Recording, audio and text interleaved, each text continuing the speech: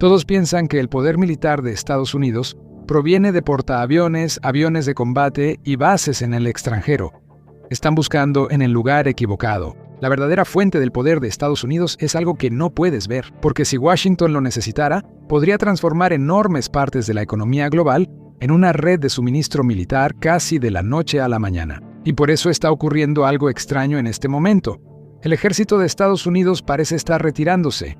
Grandes bases en toda Europa y Medio Oriente están cerrando. Los mapas sugieren que Estados Unidos se está retirando, pero las imágenes satelitales cuentan una historia completamente diferente. En lo profundo de la selva filipina, en islas remotas del Pacífico, en lugares que la mayoría de la gente no podría encontrar en un mapa, nuevas pistas de aterrizaje, depósitos de combustible e instalaciones militares están apareciendo. Esta es la bahía de Subic en Filipinas. Alguna vez fue la base extranjera más grande de Estados Unidos. Luego, cerró en 1992. Ese fue el inicio de una tendencia. El ejército estadounidense tenía 1.600 bases extranjeras durante la Guerra Fría. Ahora, oficialmente son 800, y esas bases están reduciéndose al mínimo. En el lado opuesto del mundo, la base aérea de Thule en Groenlandia, que alguna vez fue la pieza clave del Ártico, ha pasado de 6.000 soldados a 150. Incluso la base aérea de Ramstein en Alemania ha estado reduciendo su tamaño. Solo quedaban 5.000 soldados para mayo de 2026. Luego está Peleliu, una pequeña isla en Palaos. Fue el sitio de una feroz batalla en la Segunda Guerra Mundial, pero fue abandonada después porque, bueno, mírala, está en medio de la nada. Y por eso es perfecta. Todo es parte de la red secreta del Pentágono. El ejército de Estados Unidos reconstruyó la pista de la Segunda Guerra Mundial en 2024 y la hizo lo suficientemente grande como para albergar la mayoría de las aeronaves de la flota, incluido el enorme C-130 Hércules. A primera vista, construir pistas de aterrizaje en pequeñas islas del Pacífico no tiene sentido. Después de todo, la Marina de Estados Unidos ya tiene 11 portaaviones, pero ese es exactamente el problema. Los portaaviones son enormes. Son visibles y en una guerra moderna, la visibilidad puede ser una desventaja. Hace 30 años, un solo grupo de ataque de portaaviones podía navegar hacia una región y cambiar el clima político de la noche a la mañana. A veces ni siquiera necesitaba disparar un solo tiro. En 1996, durante la crisis del estrecho de Taiwán, Estados Unidos envió 2 grupos de portaaviones a la región. El mensaje fue tan contundente que Pekín retrocedió. Pero el mundo ha cambiado. Hoy en día, los adversarios de Estados Unidos han pasado décadas construyendo misiles diseñados específicamente para localizar y destruir objetivos como los portaaviones. Incluso en zonas de combate como el Golfo Pérsico, los portaaviones operan a cientos de millas de la costa de Irán. Es la única manera en que el Pentágono puede asegurarse de que se mantengan a salvo de misiles y drones. Eso quedó claro el 5 de febrero de 2026, cuando un dron iraní se acercó peligrosamente a un portaaviones. E Irán no es la referencia. China lo es. Si una potencia regional puede crear problemas para un grupo de portaaviones, imagina lo que pasa cuando el rival más capaz de Estados Unidos está involucrado. Pero los portaaviones todavía tienen una ventaja. Pueden moverse. No se puede decir lo mismo de las enormes bases en el extranjero de Estados Unidos. Sus coordenadas son públicas. Sus pistas de aterrizaje se pueden encontrar en Google Maps. En un conflicto, están entre los primeros objetivos en la lista. Entonces, si los portaaviones se están volviendo más vulnerables y las bases tradicionales están cada vez más expuestas, ¿cuál es el siguiente paso del Pentágono? ¿Algún lugar difícil de encontrar? ¿Algún lugar aún más difícil de atacar? El dinero lo dice todo. Miles de millones de dólares están fluyendo hacia una red dispersa de pistas de aterrizaje remotas, centros logísticos y puestos avanzados en islas a lo largo del Pacífico. Entre 2000 y 2021, el ejército de Estados Unidos gastó entre 70 y 120 mil millones de dólares para construir o expandir instalaciones en el extranjero, incluso mientras las bases antiguas cerraban o se reducían. El Congreso asignó miles de millones más durante esos años para proyectos de construcción en lugares no especificados alrededor del mundo. La parte más extraña es que nadie realmente sabe cuán grande se ha vuelto esta red. Muchos de estos sitios se financian bajo categorías vagas como ubicaciones no especificadas. El público no sabe cuántos hay. El Congreso a menudo tampoco lo sabe. En 2017, 4 soldados estadounidenses murieron en una emboscada en Níger. El ataque provocó algo más incómodo que el dolor. Durante las audiencias en el Senado que siguieron, varios miembros del Congreso admitieron que no tenían idea de que el ejército estadounidense operaba en Níger a esa escala. No sabían que había aproximadamente 1.000 efectivos estadounidenses estacionados en el país. Nadie se los había dicho. Nadie había tenido que hacerlo. Las tropas habían llegado, sido abastecidas y estado operando durante meses a través de una red logística que no requería autorización del Congreso para establecer una base. La emboscada solo lo hizo visible. La pregunta que obligó a hacerse fue la que menos quería responder Washington. ¿Cómo aparece un ejército de 1000 soldados en un país sin que nadie se dé cuenta? Así que el alcance del ejército estadounidense a estos lugares no especificados comienza con la flota.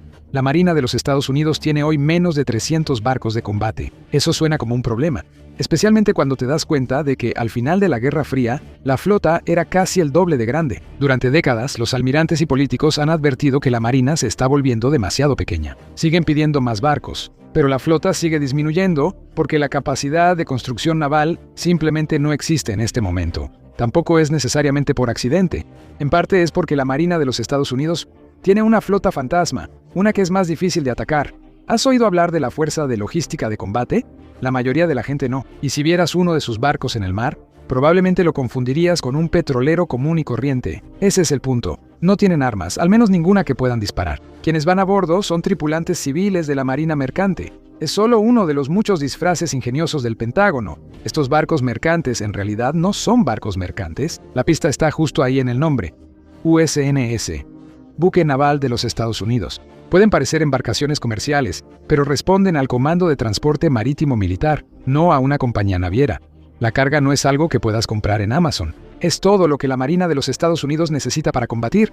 Barcos que entregan comida, municiones, piezas de repuesto y buques cisterna que suministran combustible. Estos barcos están preposicionados alrededor del mundo, transportando las cosas que Estados Unidos necesita para llevar a cabo una operación. Cada una de estas unidades puede apoyar hasta 17,000 infantes de marina y marineros con todos sus recursos terrestres, marítimos y aéreos. Y nadie sabe mucho sobre ellos. Pero la dependencia va incluso más allá de la logística, mucho más allá.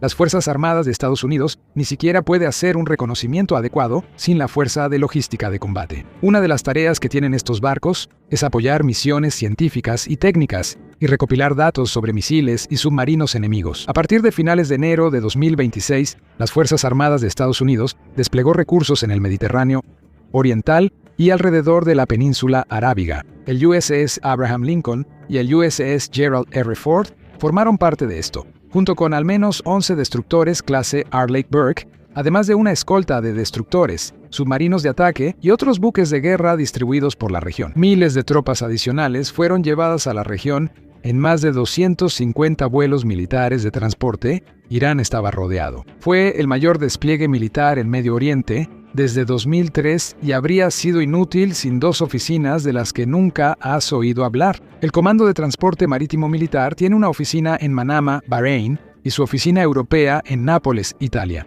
Así que los barcos de la Fuerza de Logística de Combate, como el USNS Henry J. Kaiser y el USNS Carl Brashear, estaban ahí para entregar carga seca como comida, municiones y combustible. Durante décadas, el Medio Oriente fue el lugar más fácil del mundo para que las Fuerzas Armadas de Estados Unidos consiguiera combustible. Esa era una de las ventajas de la región. La red funcionaba porque todo estaba conectado. Una enorme cadena de suministro que podía mantener a las fuerzas estadounidenses operando casi indefinidamente. Pero cuando esa red se ve presionada, las consecuencias se propagan rápidamente. De repente, el combustible no estaba donde se suponía que debía estar. Los barcos que normalmente se mueven no pueden operar libremente. Los barcos que estaban especialmente equipados para descargar combustible en los petroleros de la Marina de los Estados Unidos, en alta mar, quedaron atrapados. El estrecho de Hormuz se ha convertido en el punto de estrangulamiento más caro del mundo. Así que la Marina tuvo que adaptarse. En lugar de depender de puertos fijos, ahora depende en gran medida de petroleros civiles como la clase Henry J. Kaiser, barcos que operan lejos de la costa, reabasteciendo de combustible a los buques de guerra en movimiento constante. Un barco llega para transferir combustible. Otro se aleja después de llenarse, y el ciclo se repite mientras la fuente de combustible disminuye. Es una lección importante que las Fuerzas Armadas de Estados Unidos debe aprender. Cualquier enfrentamiento con China por Taiwán amplificaría este problema. La buena noticia para la Marina de Estados Unidos es que este sistema ha sido probado en operaciones modernas y ha demostrado que todavía puede funcionar. Cada buque cisterna puede transportar aproximadamente 6.8 millones de galones de combustible suficiente para abastecer de combustible a un Boeing 747 durante más de 5,000 horas de vuelo continuo. La mala noticia es la escala. Solo hay 32 barcos en total y solo 15 de ellos son buques cisterna. Así que las matemáticas funcionan, en teoría. Pero eso solo es cierto si todo sale bien, y el enfrentamiento con Irán está demostrando que no se necesita mucho para que algo salga mal. Durante años, expertos en seguridad en Washington han advertido sobre la vulnerabilidad de las Fuerzas Armadas estadounidenses en materia de capacidad de transporte marítimo. Confiar en un puñado de barcos civiles desarmados para soportar la enorme carga de combustible no es una estrategia viable en un mundo donde el enemigo es un estado rival con drones y misiles listos para usarse. Esto ya no es la guerra contra el terrorismo. Supongamos que surge una emergencia en el Pacífico por Taiwán, porque, como ya hemos visto, esa capacidad de transporte marítimo es limitada. En un conflicto que se libra a través de miles de millas de océano abierto, lo limitado rápidamente se vuelve frágil. Con solo 32 barcos en la Fuerza de Logística de Combate de la Marina, se necesita respaldo. Técnicamente, hay otros 40 barcos en reserva en los puertos de Estados Unidos por si las cosas salen mal, pero muchos de ellos ya son antiguos, así que no es suficiente. Así que el Pentágono depende de algo llamado VISA. Es el Acuerdo Voluntario de Transporte Intermodal Marítimo. Fue creado en su forma moderna en 1997 y es una de las partes menos comprendidas del sistema logístico militar de Estados Unidos. Cuando ocurre una crisis, el gobierno de Estados Unidos puede recurrir a barcos mercantes de propiedad privada con bandera estadounidense y a la capacidad de transporte comercial. Estos barcos están ahí para que el ejército de Estados Unidos los use en emergencias y durante una guerra entran en acción. Tienen que hacerlo. Si una compañía naviera inscribe un buque en el programa VISA, está comprometiendo ese barco para que esté disponible para el gobierno de Estados Unidos cuando sea activado durante una emergencia nacional. En ese momento, los requerimientos de transporte militar tienen prioridad sobre los horarios comerciales normales. No hay un pago directo del Pentágono a estos barcos, pero la recompensa sigue siendo considerable. Sus propietarios obtienen prioridad en futuros contratos de carga con el Departamento de Defensa durante tiempos de paz. Por eso el 90% de los barcos con bandera estadounidense útiles militarmente se han inscrito en el programa Sea Lift. Ahora hay 60 barcos en la flota y permanecerán ahí hasta al menos el 2035. Al extender su alcance a la flota mercante de Estados Unidos, el Pentágono obtiene acceso a una enorme capacidad de transporte comercial. Cientos de miles de unidades de contenedores de 20 pies, millones de pies cuadrados de espacio para carga pesada y millones de toneladas de transporte marítimo global. Tonelaje de peso muerto que ya circula por el comercio internacional todos los días. La mayoría de los buques comerciales más grandes del mundo operan bajo banderas extranjeras, fuera del alcance de programas como VISA. No pueden simplemente ser requisados. En cambio, la influencia viene a través de algo mucho más sutil: los contratos.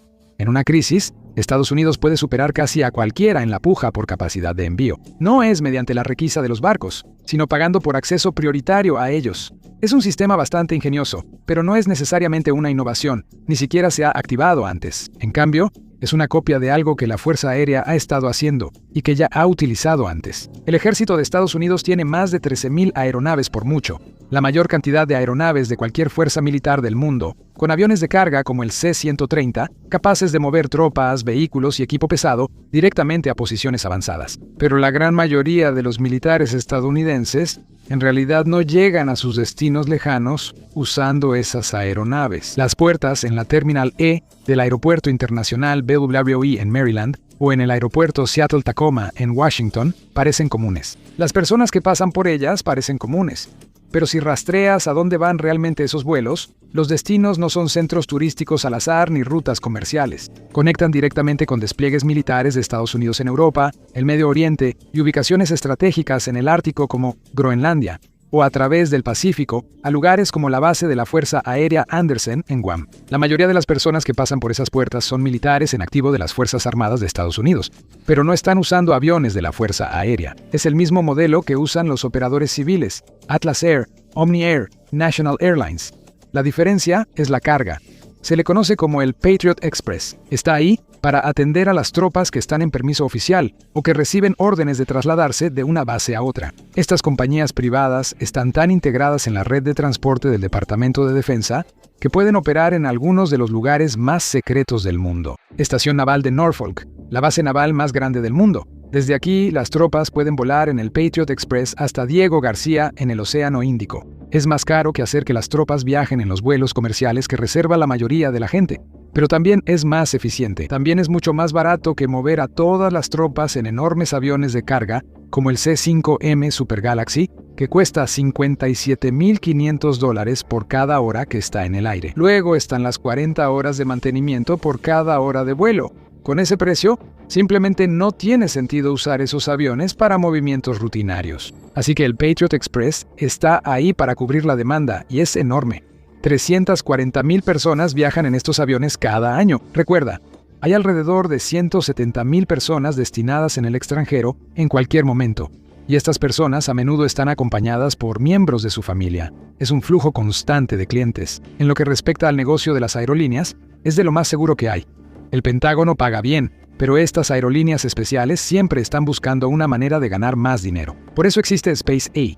El ejército de los Estados Unidos puede estar ocupado, pero incluso los vuelos de Patriot Express no están completamente llenos. Si eres dueño de una aerolínea, eso es un desastre. Los vuelos son caros, sin importar quién sea tu cliente, así que los ejecutivos corporativos hacen una oferta. A los militares retirados se les permite aprovechar SpaceA cuando sus planes de viaje coinciden con los vuelos. Incluso se les permite llevar a sus mascotas a bordo. Es un beneficio más de ser veterano de las Fuerzas Armadas de Estados Unidos. Y una forma más de poner dinero en los bolsillos de los dueños de las aerolíneas. Pero el alcance de las Fuerzas Armadas de Estados Unidos en el negocio de las aerolíneas va mucho más allá de algunos contratos con transportistas especializados. Las cosas se pusieron difíciles en Afganistán en el verano de 2021.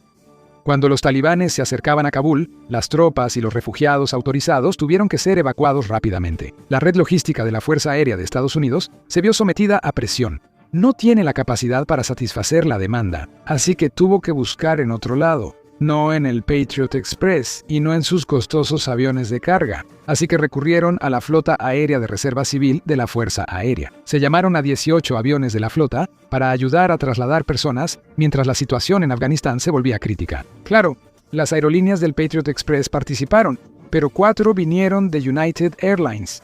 3 vinieron de Delta y 2 eran de Hawaiian Airlines. Movieron tropas desde lugares en Qatar, Bahrein y Alemania porque las aeronaves normales estaban sobrepasadas. Esa es la Flota Aérea Civil en acción. Está compuesta por 450 aeronaves distribuidas entre 25 aerolíneas diferentes que van desde tu aerolínea preferida hasta FedEx y UPS.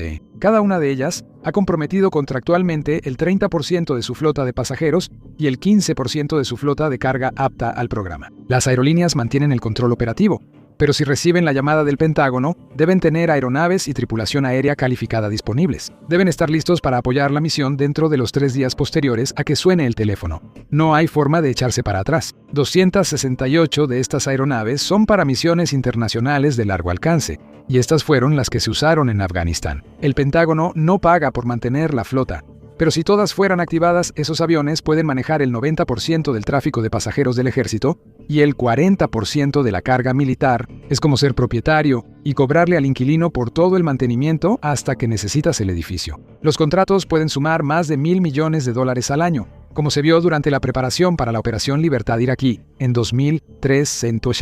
Pero toda esa carga en los barcos y aviones tiene que almacenarse en algún lugar. No hay otra opción.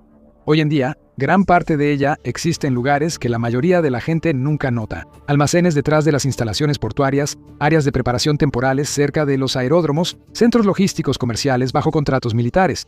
El mismo patrón, solo que en distintas ubicaciones. Se llama la Agencia de Logística de Defensa. Tal vez puedas llamarla simplemente el almacén más grande del mundo, porque las cifras son asombrosas. La organización normalmente gestiona y distribuye 5 millones de artículos diferentes en un año. Ingresos anuales promedio, entre 45 y 47 mil millones de dólares.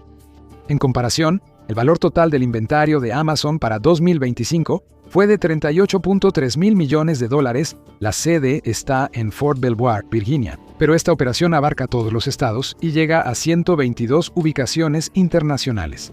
Pero hay un detalle, el Pentágono no quiere dedicarse al negocio de construir almacenes, así como tampoco quiere estar en el negocio de las aerolíneas. Así que arrienda el espacio a socios civiles. Una vez que se hacen los pedidos, el inventario se envía. Pero el ejército de Estados Unidos tampoco se encarga mucho del envío, ni siquiera tiene la capacidad para mover toda la mercancía. Así que, al igual que con los buques de transporte marítimo voluntario y con FedEx en la flota aérea civil, depende de un gran grupo de empresas de logística de terceros para hacer el trabajo pesado por él. Literalmente, estas empresas privadas transportan el 98% de los textiles que necesita el ejército de Estados Unidos. uniformes, ropa de invierno. Esos contratistas también suministran el 86% de las piezas de repuesto y casi el 100% del combustible. Al igual que los pseudo marineros a bordo de barcos como el USNS Carl Braceman, los conductores son civiles y no están llevando estos bienes a las bases tradicionales. Están entrando en puertos civiles alrededor del mundo, por los que pasa el 90% del transporte marítimo militar de Estados Unidos y el 40% de su transporte aéreo de carga, casi toda la carga transportada por mar y la poca carga enviada por aire provino de estos puertos, no de bases militares como Pearl Harbor. Todo esto depende completamente de la infraestructura civil y de los trabajadores civiles de los puertos. Pero hay algo extraño en esto. Con cada vez menos bases en el extranjero a las que acudir, ¿dónde aterrizan realmente estos aviones durante un conflicto en el extranjero? ¿A qué puertos llegan los barcos de la Marina? ¿Cómo pueden operar en territorio extranjero y soberano? ¿Recuerdas esos 122 ubicaciones en el extranjero? Todo es parte de un rastro de papeleo que se extiende más allá de cualquier viaje aéreo. Las bases en el extranjero quizá ya no sean lo que eran antes, pero el ejército de Estados Unidos ha firmado acuerdos de adquisición y prestación recíproca de servicios con más de 120 países. Eso solo significa una cosa. El mercado se está abriendo. Estos acuerdos son relativamente pequeños, sumando colectivamente unos pocos miles de millones de dólares cada año. Pero en este caso no es el tamaño de la cartera lo que importa, es dónde está la cartera y qué haces con el terreno. Detrás de escena, el ejército de Estados Unidos depende de una red de acuerdos de los que la mayoría de la gente nunca escucha. Algunos son directos. Permiten que el ejército compre suministros de otros países o socios internacionales cuando sea necesario.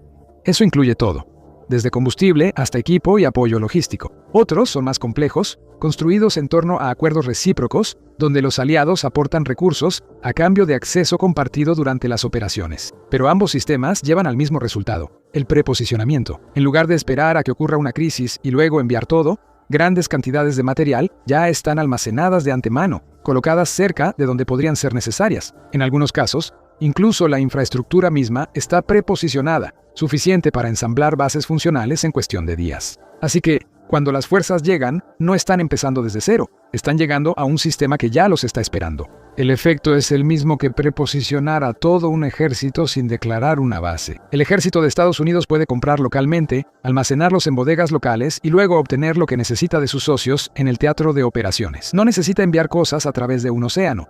Eso es lo que ayuda al ejército de Estados Unidos a cumplir su misión de estar listo para enfrentar cualquier amenaza en el mundo en un plazo de 3 días. Y en realidad nadie sabe dónde está todo. De hecho, los registros del Pentágono sobre todo lo que entra y sale son un poco escasos. Lo que sí sabemos es que estos acuerdos logísticos en la sombra han tenido un papel muy importante en los últimos años. Ucrania cae sin ellos. Así de simple. En el primer año del conflicto, la Casa Blanca utilizó la facultad presidencial para retirar existencias para transferir más de $20,000 millones en armas y equipo a Ucrania. No hizo falta ninguna ley del Congreso. No se necesitó autorización para ninguna base. El sistema que nadie sabía que existía funcionó más rápido de lo que cualquier despliegue militar formal podría haberlo hecho. La alianza de la OTAN tiene la red más integrada de sitios de acceso y materiales preposicionados. Eso fue lo que permitió a Estados Unidos llevar ayuda militar y humanitaria a Ucrania rápidamente al principio de la guerra. No hizo falta ninguna ley del Congreso. Gracias a la facultad presidencial para retirar existencias, la Casa Blanca puede tomar armas o servicios de las reservas del Departamento de Defensa y transferirlos a sus socios. El presidente puede emitir la orden en cualquier momento y entregarla a quien la Casa Blanca desee. Pero las redes de apoyo logístico recíproco se manifestaron de manera más evidente durante la Operación Furia Épica. Estados Unidos tiene estos acuerdos con casi todos los países importantes de la región: Qatar, Omán, los Emiratos Árabes Unidos, Arabia Saudita y así sucesivamente. Veamos ese acuerdo con Arabia Saudita como ejemplo. El acceso y el apoyo logístico son recíprocos. A veces, de hecho, le genera dinero a Estados Unidos. De hecho, los sauditas pagaron al ejército estadounidense y a empresas estadounidenses por los suministros que su ejército necesita bajo el acuerdo. No importa si fue contra los hutíes en Yemen o para la defensa contra los misiles y drones de Irán. Ellos pagaron por eso. El Pentágono tomó el modelo de la flota aérea de reserva civil y lo expandió.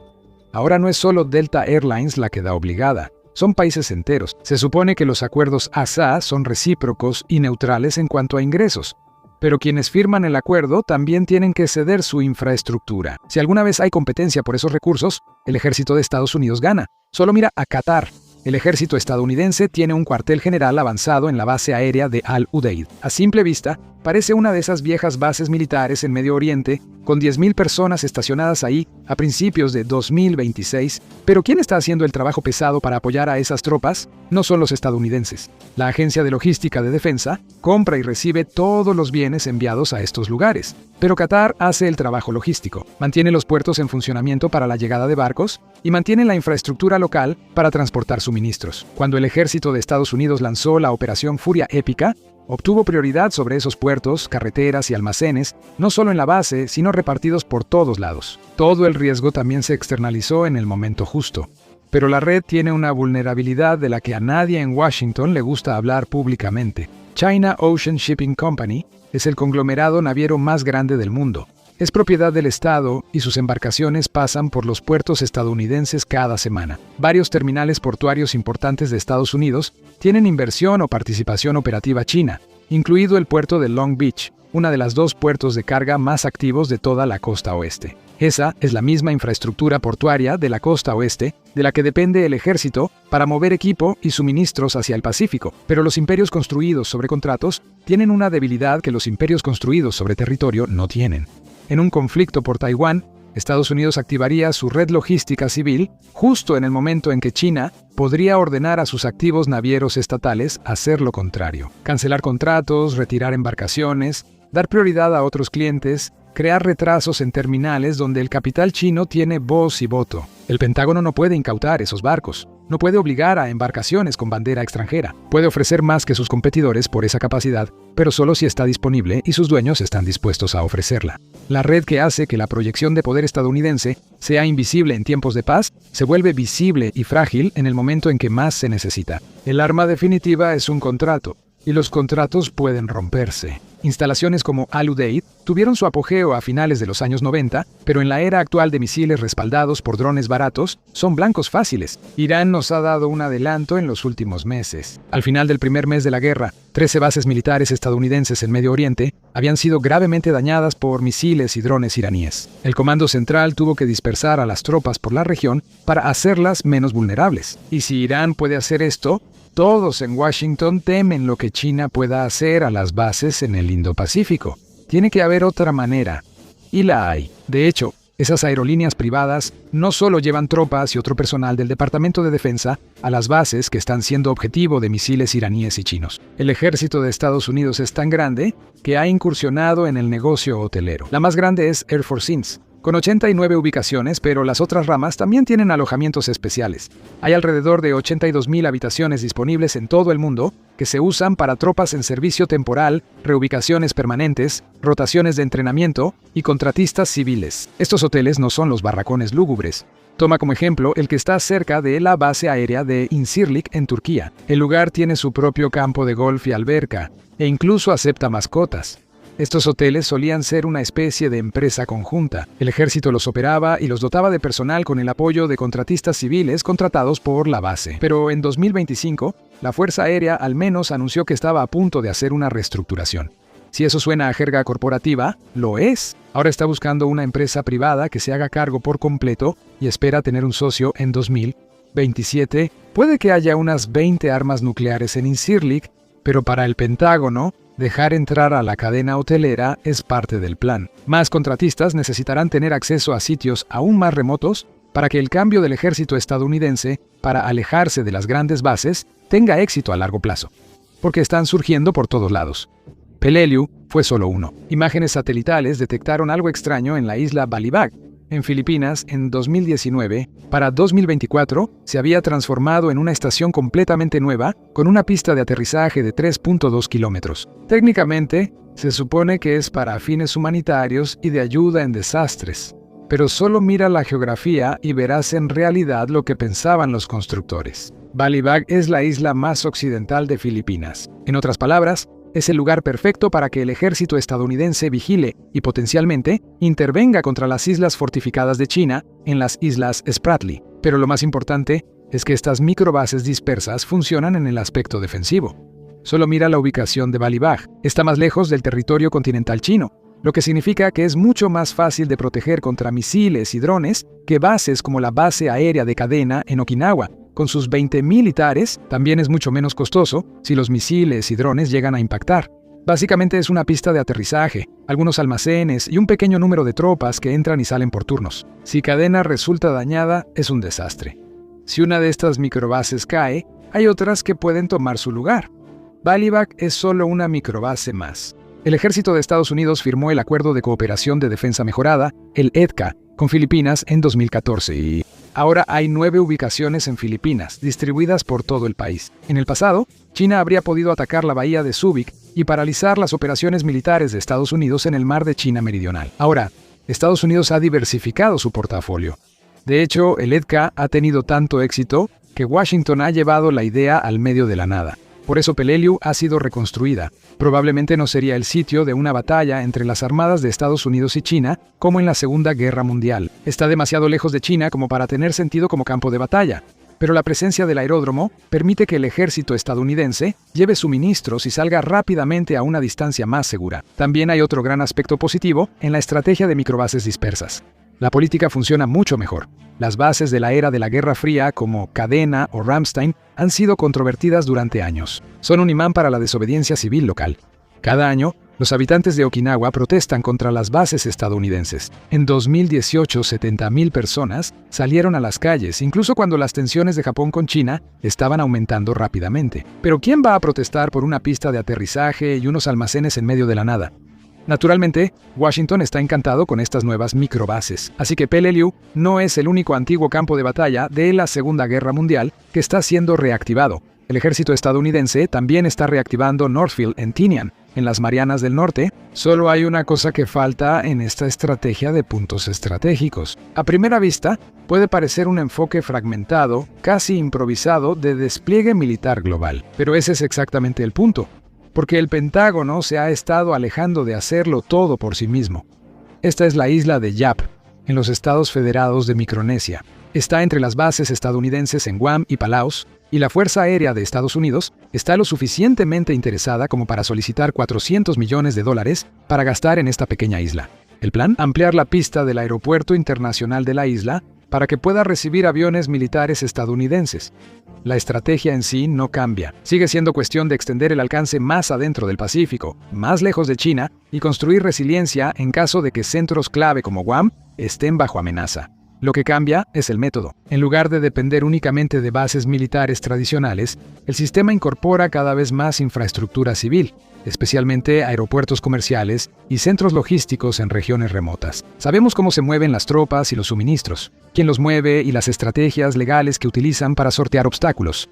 Ahora sabemos a dónde van cada vez más. Si sumas todo, se revela la estrategia detrás de la red secreta del Pentágono. El ejército de Estados Unidos puede librar guerras en lados opuestos del mundo si es necesario, no porque tenga la mayor cantidad de aviones, barcos o fortalezas armadas, sino porque puede usar la economía global para sus propios fines. Si se paraliza en medio de una crisis, las fuerzas estadounidenses en el Pacífico no se quedan sin armas. Se quedan sin combustible, repuestos y camas en cuestión de días. La red es real. El acceso también es real. Y la vulnerabilidad también lo es. Por eso, el arma definitiva del ejército estadounidense es un contrato, no un portaaviones. Estados Unidos no ha construido un imperio global de tierras. Ha construido un imperio global de acceso que nadie más tiene. Y tú estás volando gracias a él. Gracias por acompañarme hoy. Espero que hayas disfrutado el video. Y si quieres ver más videos como este, por favor considera suscribirte y activar las notificaciones. De verdad marca la diferencia. Gracias de nuevo y nos vemos la próxima vez en MapPack.